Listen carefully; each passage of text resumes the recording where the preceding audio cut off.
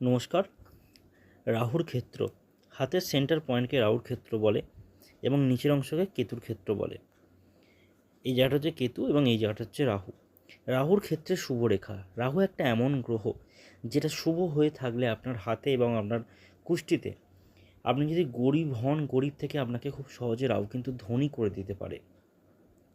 Good sign বলতে এই রাহুর ক্ষেত্রে যদি কোনোভাবে স্কোয়ার সাইন তৈরি হয়, আশেপাশে যে কোনোভাবে যদি স্কোয়ার সাইন তৈরি হয়, সেটাকে কিন্তু আমরা রাহুর ক্ষেত্রে খুব শুভ রেখা হিসেবে অ্যাস্ট্রোলজিতে বিচার করি।